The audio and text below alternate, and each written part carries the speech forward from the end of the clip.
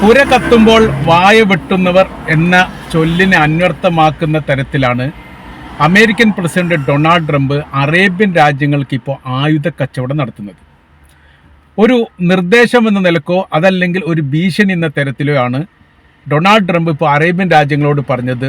നിർബന്ധമായ രീതിയിലും തങ്ങളുടെ കൈവശത്തിൽ നിന്ന് ആയുധങ്ങൾ വാങ്ങണം, അത് നിങ്ങളുടെ സുരക്ഷയുമായിട്ട് ബന്ധപ്പെട്ട് വളരെ പ്രധാനപ്പെട്ടതാണ്. ഇറാന്റെ ഭാഗത്ത് നിന്ന് ഇനി ആക്രമണം ഉണ്ടാകുന്ന സമയത്ത് പ്രതിരോധിക്കാൻ നിങ്ങൾക്ക് അനിവാര്യമാണ്.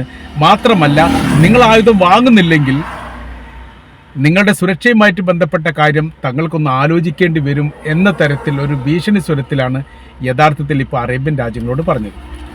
വിനിമയം ഏറെക്കുറെ നിലച്ചിരിക്കുന്നതിനാൽ ഡോളർ ഇല്ലെങ്കിൽ സ്വർണം വിറ്റ് വാങ്ങണം എന്നുള്ളതാണ്. അതായത് ഡോളറിന് പകരമായിട്ട് സ്വർണം നൽകണം. മുൻപ് ഇന്ത്യയുടെ സ്വാതന്ത്ര്യ കാലഘട്ടത്തിലൊക്കെ നടന്നിരിക്കുന്ന പരിപാടി എന്ന് പറയുന്നത് ബ്രിട്ടീഷുകാരെന്ത് ചെയ്യുന്നറിയോ, ഈ അവരുടെ കറൻസി ഇല്ലെങ്കിൽ അതിന് പകരമായിട്ട് കുരുമുളക് വാങ്ങുന്ന ഒരു പരിപാടി ഉണ്ടായിരുന്നു. അത് ലോകത്താകമാനം കറൻസി ഇറങ്ങുന്നതിന് മുമ്പൊക്കെ ഭക്ഷ്യധാന്യങ്ങൾ അങ്ങോട്ടും ഇങ്ങോട്ടും ഒക്കെ ആവശ്യ വസ്തുക്കൾ കൈമാറുന്ന ഒരു പ്രവൃത്തിയുണ്ട്. സമാനമായ രീതിയിലാണ് ഇപ്പോൾ ട്രംപ് പറഞ്ഞിരിക്കുന്നത്. ഡോളറിൻ്റെ ക്ഷാമം നേരിടുന്നുണ്ട് എങ്കിൽ എന്ത് ചെയ്യണം? നിങ്ങൾ അതിന് പകരം സ്വർണം തന്നാൽ മതി. 72,000 കോടി ഡോളറിൻ്റെ 72,000 കോടി രൂപയുടെ ആയുധമാണ് ഈ കുറഞ്ഞ കാലയളവിനിടയിൽ അറേബ്യൻ രാജ്യങ്ങൾക്ക് USA നൽകിയത് എന്ന റിപ്പോർട്ട് ഇപ്പോൾ പുറത്തു വന്നു. ട്രംപിൻ്റെ ഡെപ്പോസിറ്റുള്ള കമ്പനികളിൽ നിന്നാണ് ഈ ആയുധങ്ങൾ അപ്പാടെ വാങ്ങിയത്.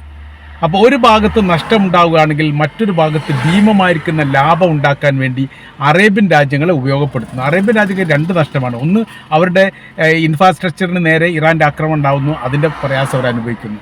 അതിൻ്റെ പുറമെയായിട്ട് ആയുധം വാങ്ങിയിട്ടില്ലെങ്കിൽ അമേരിക്കയുടെ സുരക്ഷയുമായിട്ട് ബന്ധപ്പെട്ട വിഷയങ്ങൾ അവിടെ നിലനിൽക്കുന്നു. രണ്ടിൻ്റെയും ഇടയിൽ കുടുങ്ങിയിരിക്കുന്ന ഒരു പ്രത്യേക അവസ്ഥയാണ് യഥാർത്ഥത്തിൽ ഇപ്പോൾ അറേബ്യൻ രാജ്യങ്ങൾ അനുഭവിക്കുന്നത്. ഇസ്രായേൽ നൽകുന്നതിനെ കുറിച്ചും പറയുന്നുണ്ട്. ഇസ്രായേൽ നൽകുന്നത് അമേരിക്കയുടെ ടാക്സിൻ്റെ ഭാഗമായിട്ടാണ്. അതായത് ആ രാജ്യത്തിന് സുരക്ഷയുമായിട്ട് ബന്ധപ്പെട്ട കാര്യത്തിന് എങ്ങനെയാണോ ബജറ്റിൽ പണം നീക്കി വെക്കുന്നത്, സമാനമായ രീതിയിൽ ഇസ്രായേലിന് വേണ്ടി നീക്കി വെക്കുന്നു. ആ വിഷയവുമായിട്ട് ബന്ധപ്പെട്ട് അവരിൽ നിന്ന് പണം വാങ്ങുന്നേ ഇല്ല. കടൽ കൊള്ളക്കാരെ പോലെയാണ് അമേരിക്കയുടെ പ്രസിഡന്റ് ഇപ്പോൾ പെരുമാറുന്നത് എന്ന് ആക്ഷേപം ഇപ്പോൾ ഉയർന്നു വന്നിരിക്കുകയാണ്. യുദ്ധം വിറ്റിട്ട് ട്രംപ് ലാഭം കൊയ്യുകയാണ്. ഡെമോക്രാറ്റുകൾ തന്നെ 47 പേരിൽ 40 പേരും ഈ നിലപാടിനെ വിമർശിച്ചു. പക്ഷേ അമേരിക്കയുടെ ജനാധിപത്യ സംവിധാനം എന്ന് പറയുന്നത് തിരഞ്ഞെടുക്കുന്നവരെ ജനാധിപത്യ സംവിധാനവും തിരഞ്ഞെടുത്ത് പ്രസിഡന്റ് അധികാരത്തിൽ വന്നാൽ പിന്നീട് ഏകാധിപത്യ സംവിധാനത്തിലുമാണ് സാധാരണ വരാറുള്ളത്. ട്രംപ് ഒന്നുകൂടി കടന്നിട്ട് രാജഭരണ സംവിധാനത്തിലേക്ക് മാറ്റിയിരിക്കുന്നു എന്നുള്ള രീതിയിലേക്കാണ് ഇപ്പോഴത്തെ സ്ഥിതിയൊക്കെ. 82,000 കോടിയുടെ സഹായം നിലവിൽ ഇസ്രായേലിന് അവർ നൽകിയിട്ടുണ്ട്. അതിന് ഇറാനുമായിട്ട് ബന്ധപ്പെട്ട കാര്യത്തെക്കുറിച്ച് ലോകത്തോട് അമേരിക്ക പറയുന്ന രസകരമായിരിക്കുന്ന കുറച്ച് കാര്യമുണ്ട്. അതിലൊന്ന്, 45,000 കോടിയുടെ നഷ്ടം നിലവിൽ ഇറാൻ ഉണ്ടാക്കിയിട്ടുണ്ട് തങ്ങൾ എന്നുള്ളതാണ്. 31 കപ്പൽ തങ്ങൾ തിരിച്ചയക്കുകയും 45 കപ്പൽ തങ്ങൾ തടഞ്ഞു വെക്കുകയും ചെയ്തു. ഭീമമായിരിക്കുന്ന നഷ്ടം അവർക്കുണ്ടായിട്ട് 5.5 ലക്ഷം ബാരൽ എണ്ണ കയറ്റിയ കപ്പൽ തടയാൻ വേണ്ടി തങ്ങൾക്ക് സാധിച്ചു എന്നുള്ളതാണ്.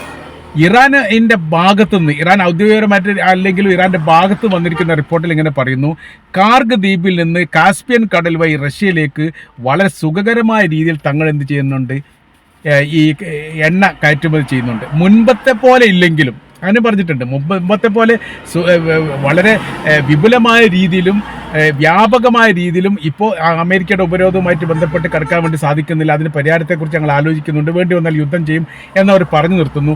എന്നാൽ പൂർണ്ണമായി അമേരിക്ക പറയുന്നത് കള്ളത്തരമാണ്. 2-3 റൂട്ടുകൾ അവർ പറയുന്നുണ്ട്. ഒന്ന് ഇതാണ്, കാസ്പിയൻ കടലിൽ നിന്ന്, ഈ കാർഗ് ദ്വീപിൽ നിന്ന് കാസ്പിയൻ കടൽ വഴി റഷ്യയിലേക്ക് പിന്നീട് അവിടുന്ന് വിൽപ്പന നടത്തുന്നുണ്ടാവാം ഒരുപക്ഷെ. രണ്ടാമത്തത്, പാകിസ്ഥാന്റെ കടൽ തീരം ചേർന്നുകൊണ്ട് അറേബ്യൻ കടലിലേക്ക് പ്രവേശിച്ചിട്ട് അങ്ങനെ വിൽപ്പന നടത്തുന്നുണ്ട്. മൂന്നാമത്തത്, കരമാർഗം ചെയ്യുന്നുണ്ട്.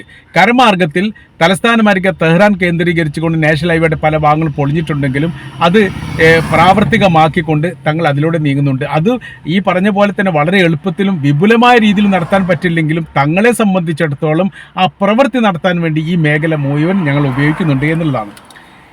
അപ്പോൾ ഈ കടലിന് പകരം കരമാർഗം ഉപയോഗിച്ചുകൊണ്ട് പോകുന്നതുമായി ബന്ധപ്പെട്ട കാര്യത്തെക്കുറിച്ച് തങ്ങൾക്കറിയില്ലെന്ന് അമേരിക്ക ഈ വിഷയവുമായിട്ട് ബന്ധപ്പെട്ട് പ്രതികരിച്ചു. കാര്യം ഈ യുദ്ധവുമായിട്ട് ബന്ധപ്പെട്ട് എങ്ങനെയാണ് ഒരു രാജ്യം മുന്നോട്ട് നീങ്ങുന്നത് എന്ന് ശത്രു രാജ്യങ്ങൾ കൃത്യമായ രീതിയിൽ അന്വേഷിക്കുകയും പഠിച്ചു നോക്കുകയും ചെയ്യും. അതിന് ഈ പ്രതിരോധം ഉണ്ടാക്കാൻ വേണ്ടിയിട്ടാണ് ആ പ്രവർത്തികളൊക്കെ ചെയ്യുന്നത്. അപ്പോൾ അതിൻ്റെ ഭാഗമായിട്ട് ഇറാൻ ഏതെങ്കിലും തരത്തിൽ മറ്റു മാർഗങ്ങൾ ഉപയോഗിച്ചുകൊണ്ട് ലാഭം ഉണ്ടാക്കുന്നുണ്ടോ അല്ലെങ്കിൽ ഈ എണ്ണ കടത്തുന്നുണ്ടോ എന്ന ചോദ്യത്തിനുള്ള മറുപടിയായിട്ട് ഈ പത്രക്കാർ തന്നെ പറഞ്ഞു ഇങ്ങനെ പല മാർഗങ്ങൾ അവർ ഉപയോഗിക്കുന്നുണ്ടല്ലോ എന്ന് ചോദിച്ച് അതിനെക്കുറിച്ച് തനിക്ക് അറിയില്ല എന്ന് പറഞ്ഞിട്ട് ട്രംപ് ഒഴിഞ്ഞു മാറുകയാണ് ചെയ്തത്. അപ്പോൾ ഇപ്പോൾ പോകുന്ന റൂട്ട് കാര്യങ്ങളൊക്കെ എന്ന് പറയുന്നത് അമേരിക്കയെ സംബന്ധിച്ചിടത്തോളം അവർക്ക് വിപുലവും വ്യാപകമായ രീതിയിൽ ലാഭം ഉണ്ടാക്കുന്നുണ്ട്. ആ ലാഭത്തിൻ്റെ ഒരു ഭാഗമായിട്ടാണ് അറേബ്യൻ രാജ്യങ്ങളെ പിളർക്കാൻ വേണ്ടി രണ്ട് അഭിപ്രായത്തിലേക്ക് എത്തിക്കാൻ വേണ്ടിയുള്ള ശ്രമം നടത്തിയത്. സൗദി അറേബ്യ ഒരു കാലത്തും ഇസ്രായേലുമായിട്ട് ചേർന്ന് നിൽക്കുന്ന അമേരിക്കയോട് 100% അനുഭാവം പ്രകടിപ്പിക്കുന്ന രീതി ഉണ്ടാവില്ല. പിന്നെ പാരമ്പര്യമായ ഒരു തുടർച്ചയുടെ ഭാഗമായിട്ട് അവരിപ്പോഴും അമേരിക്കയോട് അനുഭാവം പ്രകടിപ്പിക്കുന്നുണ്ട് എന്നുള്ള മറ്റൊരു സത്യം. അത് നയതന്ത്രപരമായ രീതിയിൽ പിന്നെ ഈ ആയുധ സംബന്ധമായ രീതിയിൽ പ്രാക്ടിക്കലുമായിട്ട് ബന്ധപ്പെട്ട കുറേ കാര്യങ്ങൾ അതിൽ പറയുന്നുണ്ട്. എന്നാൽ പൂർണ്ണമായ രീതിയിൽ തങ്ങൾ സ്വയം പര്യാപ്തത നേടിക്കൊണ്ടിരിക്കുകയാണ്. അതുകൊണ്ട് തന്നെ ഈ കാര്യത്തിൽ തങ്ങൾക്ക് അമേരിക്കയെ ആശ്രയിക്കേണ്ട കാര്യമില്ല എന്ന് സൗദി അറേബ്യ തുറന്ന് പറഞ്ഞിട്ടുണ്ട് ഇതിനിടയിൽ. എന്നാൽ UAE സംബന്ധിച്ചിടത്തോളം അവരുടെ നിലപാട് വ്യത്യസ്തമാണ്. അവർ അങ്ങനെയല്ല പറഞ്ഞത്. അവരിപ്പോൾ എന്ത് ചെയ്തിട്ടുണ്ട്? ഇസ്രായേലിൻ്റെ സഹായം തേടിയിട്ടുണ്ട്, അതോടൊപ്പം തന്നെ അമേരിക്കയുടെ സഹായം തേടിയിട്ടുണ്ട്. ഇനി ഇറാൻ ആക്രമിക്കുകയാണെങ്കിൽ പ്രതിരോധിക്കുക മാത്രമല്ല തങ്ങൾ അത് ഗൗരവപരമായി കണക്കിലെടുത്തുകൊണ്ട് അവസരത്തിനനുസരിച്ച് ഈ നിലപാടെടുക്കും എന്നുകൂടി പറഞ്ഞിട്ടുണ്ട്. അതിൻ്റെ സാരാംശങ്ങളും അർത്ഥങ്ങളും എങ്ങനെയാണെന്ന് കൃത്യമായിട്ടില്ലെങ്കിൽ പോലും ഒരുപക്ഷെ യുദ്ധത്തിൽ പങ്കാളിത്തം വഹിക്കാൻ സാധ്യത ഉണ്ട് എന്ന് ചില നിരീക്ഷകർ പറയുന്നു. അത് UAE നിഷേധിക്കുകയും ചെയ്യുന്നുണ്ട്. കാര്യമെന്ന് പറഞ്ഞാൽ ഏറ്റവും വിലപിടിപ്പുള്ള ബിസിനസ് സാമ്രാജ്യം ലോകത്ത് തന്നെ ഏറ്റവും പ്രധാനപ്പെട്ടതാണ് UAE എന്ന് പറയുന്നത്. അവിടെ ഉയർത്തപ്പെട്ട ബിൽഡിങ്ങുകളിലൊക്കെ ഏറ്റവും ലോകത്ത് നിന്ന് നിലനിൽക്കുന്ന ഏറ്റവും ഉയരം കൂടിയ ബിൽഡിങ്ങുകളൊക്കെ അവിടെയാണുള്ളത്. യുദ്ധവുമായിട്ട് ബന്ധപ്പെടുന്ന സമയത്ത് വലിയ പ്രശ്നങ്ങളുണ്ടാകും. ഏകദേശം 90 കിലോമീറ്റർ മേഖലയിൽ നിന്ന് പോലും അല്ലെങ്കിൽ ദൂരപരിധിയിൽ നിന്ന് പോലും ഈ പറയപ്പെട്ട UAE ഏറ്റവും വലിയ ഈ ബിൽഡിംഗ് കാണാൻ വേണ്ടി സാധിക്കും എന്നുള്ളത്, ബുർജ് ഖലീഫ കാണാൻ വേണ്ടി സാധിക്കും എന്നുള്ളൊരു പ്രത്യേകത ഉണ്ട്. അപ്പോൾ അത്രയും ഭീമാകാരമായിരിക്കുന്ന വലിയ രീതിയിലുള്ള ബിസിനസ് സാമ്രാജ്യം സൃഷ്ടിക്കപ്പെട്ട ഒരു രാജ്യം എന്ന നിലക്ക് അത് ഓട്ടോമാറ്റിക്കായിട്ട് ഇറാനെ പോലുള്ള ഒരു രാജ്യത്തോട്, ഇറാൻ എന്ന് പറയുന്ന സമയത്ത് വൈകാരികമായിട്ട് പ്രതികരിക്കുന്ന രാജ്യമാണ് ഇറാൻ. അത് നിയമപരമായ രീതിയിലും സൈനികരോടൊപ്പം ചേർന്നുകൊണ്ടും അങ്ങനെയൊന്നുമല്ല, ഒരു മതരാജ്യം എന്ന നിലക്ക് വൈകാരിക തലങ്ങളാണ് അവർക്കുള്ളത് എന്നതിനാൽ അവർ പ്രതികരിക്കുന്ന രീതികൾ എങ്ങനെയെന്ന് കൃത്യമായ രീതിയിൽ ഇപ്പോൾ മനസ്സിലാക്കാൻ പറ്റില്ല. അതുകൊണ്ടാണ് അമേരിക്കക്ക് പോലും ഒരു യുദ്ധവുമായി ബന്ധപ്പെട്ട കാര്യത്തിൽ ഇറാൻ എങ്ങനെ സമീപിക്കണം എന്ന കാര്യത്തിൽ ഇപ്പോഴും അഭിപ്രായ വ്യത്യാസമാണ്. അവരിപ്പോഴും പറയുന്നത് എങ്ങനെ കൈകാര്യം ചെയ്യണം എന്നതിനെക്കുറിച്ച് ഞങ്ങൾക്ക് ഒരു എത്തും പിടിക്കിട്ടില്ല. രണ്ടാം ലോക യുദ്ധത്തിൽ പങ്കെടുത്ത രാജ്യം എന്ന നിലക്ക് ഇതൊക്കെ സിമ്പിളായിട്ട് കൈകാര്യം ചെയ്യാൻ വേണ്ടി സാധിക്കേണ്ടതാണ്. പക്ഷേ എന്തോ ഇറാനുമായിട്ട് ബന്ധപ്പെട്ട വിഷയത്തിൽ തങ്ങൾക്കത് സാധിക്കുന്നില്ല എന്ന് അമേരിക്ക തന്നെ തുറന്നു പറഞ്ഞിരിക്കുക. അപ്പോൾ നമ്മൾ പറഞ്ഞു വരുന്ന വിവരം ഇങ്ങനെയാണ്: നിലക്കാത്ത രീതിയിൽ 24 മണിക്കൂറും ആയുധ നിർമ്മാണം നടത്തുന്ന ഫാക്ടറികൾ ചലിച്ചു കൊണ്ടിരിക്കുന്നു അമേരിക്കയിൽ എന്നുള്ളതും, നിരന്തരം എന്ന് പറഞ്ഞ പോലെ അറേബ്യൻ രാജ്യങ്ങളിലേക്ക് അമേരിക്കയിൽ നിന്ന് ആയുധങ്ങൾ അടങ്ങിയിരിക്കുന്ന കപ്പൽ വന്നുകൊണ്ടിരിക്കുന്നു എന്നുള്ളതും സ്ഥിരീകരിക്കപ്പെട്ടതാണ്. അപ്പോൾ ഇപ്പോഴത്തെ രീതി കാര്യങ്ങൾ നോക്കുന്ന സമയത്ത് അമേരിക്കയിൽ നിന്ന് അറേബ്യൻ രാജ്യങ്ങളിലേക്ക് അത് ഓർമസ് കടൽ വരുന്ന സമയത്ത് മാത്രമേ പ്രശ്നമുള്ളൂ. അതല്ലാത്ത പോമകൾ മെഡിറ്ററേനിയൻ കടലോ മറ്റേതെങ്കിലോ ഉപയോഗിച്ചുകൊണ്ട് വരിക എന്ന് പറയുന്നത് തന്നെ വലിയ പ്രശ്നമാണ്. പക്ഷേ ഇറാനെ സംബന്ധിച്ചിടത്തോളം അങ്ങനെ ഈ മേഖല കേന്ദ്രീകരിച്ചുകൊണ്ട് മറ്റ് മാർഗത്തിലൂടെ കപ്പൽ വരികയാണെങ്കിൽ അതേക്കുറിച്ച് ആലോചിക്കേണ്ട കാര്യമില്ല, ചർച്ച ചെയ്യേണ്ട കാര്യമില്ല എന്ന നിലപാടാണ് യഥാർത്ഥത്തിൽ ഇറാനുള്ളത്. എന്നാൽ ഈ അമേരിക്കയെ സംബന്ധിച്ചിടത്തോളം അവർക്ക് കൃത്യമായ രീതിയിൽ എത്തിച്ചു കൊടുക്കുക ഇപ്പം അത് ഉപയോഗപ്പെടുത്താൻ പറ്റുന്ന സമയമാണ്. ഒരാൾക്ക് പ്രയാസപ്പെടുന്ന സമയത്ത് നിങ്ങളെ സഹായിക്കണമെങ്കിൽ ഞങ്ങൾക്ക് ഇന്ന കാര്യങ്ങൾ ചെയ്തു തരണം എന്ന് പറയുമ്പോൾ സ്വാഭാവികപരമായിട്ട് ആരും അത് ചെയ്തു കൊടുക്കും. ആ രീതിയിൽ ഇപ്പോൾ ചെയ്യുന്നുണ്ട്. അപ്പോൾ പ്രതിരോധവുമായിട്ട് ബന്ധപ്പെട്ട അയൺ ഡോം UAE സ്ഥാപിച്ചതിൻ്റെ പ്രധാനമായിരിക്കുന്ന കാര്യവും ഒപെക് സംഘടനയിൽ നിന്ന് UAE മാറി നിൽക്കുന്നതിനെ കുറിച്ചൊക്കെ വലിയ രീതിയിലുള്ള ഇപ്പോൾ ചർച്ചകൾ വന്നിരിക്കുന്നു. ഇതൊക്കെ അമേരിക്കയുടെ സമ്മർദ്ദം മൂലമാണ് എന്നും പറയപ്പെടുന്നുണ്ട്. അതിൻ്റെ യാഥാർത്ഥ്യപരമായിരിക്കുന്ന വിവരങ്ങളൊന്നും ഇപ്പോഴും പുറത്ത് വന്നിട്ടില്ല എന്നതിനാൽ നമ്മൾക്കത് അതേക്കുറിച്ച് കൃത്യമായ രീതിയിൽ പറയാൻ പറ്റില്ല. പക്ഷേ ഈ കാര്യങ്ങൾ വളരെ കൃത്യമാണ്. അന്താരാഷ്ട്ര മീഡിയയിലൊക്കെ റിപ്പോർട്ട് ചെയ്യപ്പെട്ടു. വൻതോതിൽ ആയുധ വിൽപ്പന ട്രംപ് ആരംഭിച്ചിരിക്കുന്നു. അത് എത്രത്തോളം എത്രത്തോളം ഉണ്ടാക്കാൻ വേണ്ടി പറ്റുമോ അത്രത്തോളം നിങ്ങൾ ശേഖരിച്ചു വെക്കണമെന്ന് അറേബ്യൻ രാജ്യങ്ങളോട് പറഞ്ഞിട്ടുണ്ട്. യുദ്ധം ഉണ്ടാവുകയാണെങ്കിൽ, ഇറാനുമായിട്ടൊരു യുദ്ധം ഉണ്ടാവുകയാണെങ്കിൽ തീർച്ചയായിട്ടും നിങ്ങൾ ആക്രമിക്കുക. അപ്പം നിങ്ങൾക്ക് തന്നെ തിരിച്ചടി നൽകണമെങ്കിൽ നിങ്ങളുടെ കയ്യിൽ ആയുധം വേണം. ആയുധങ്ങൾ ഉപയോഗിക്കാനുള്ള പ്രാക്ടിക്കൽ ലഭിച്ചെടുക്കുന്ന സൈനികൾ വേണം. അതിനനുസരിച്ചുള്ള സംവിധാനങ്ങൾ ഒരുക്കണം.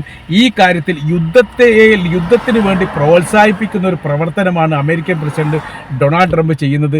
മറ്റു ലോക രാജ്യങ്ങളിലൊക്കെ ഭരണാധികാരികൾ എങ്ങനെയെങ്കിലും യുദ്ധം ഒഴിവാക്കി കെടുതിയും ദുരന്തവും വിഷയങ്ങളും പ്രശ്നങ്ങളും ജനങ്ങളുടെ ബുദ്ധിമുട്ടുകളും അവസാനിപ്പിക്കാൻ വേണ്ടി യുദ്ധവിരാമവുമായിട്ട് ബന്ധപ്പെട്ട് പരമാവധി വിട്ടുവീഴ്ച ചെയ്യണമെന്ന് പറയുമ്പോൾ ലോക രാജ്യങ്ങളുടെ ഭരണാധികാരികൾ പറയുമ്പോൾ, രാഷ്ട്രീയ നിരീക്ഷകർ പറയുമ്പോൾ നേരെ വ്യത്യസ്തമാണ്. ട്രംപ് എന്ന് പറഞ്ഞ ബിസിനസ്സുകാരൻ്റെ കണ്ണ് പണം ഉണ്ടാക്കാൻ വേണ്ടിയിട്ട് അയാൾ ഇപ്പോൾ ചെയ്യുന്ന പരിപാടി, അയാളുടെ ഡെപ്പോസിറ്റുള്ള ആയുധ ഫാക്ടറിയിൽ നിന്ന് ആയുധം നിർമ്മിച്ചുകൊണ്ട് അറേബ്യൻ രാജ്യങ്ങൾക്ക് വിൽപ്പന നടത്തി വൻ തോതിൽ ലാഭം കൊയ്യുന്നുണ്ട് എന്നാണ് ഈ വിഷയമായിട്ട് ബന്ധപ്പെട്ട് നമുക്ക് മനസ്സിലാക്കാൻ വേണ്ടിയിട്ട് സാധിക്കുന്നത്.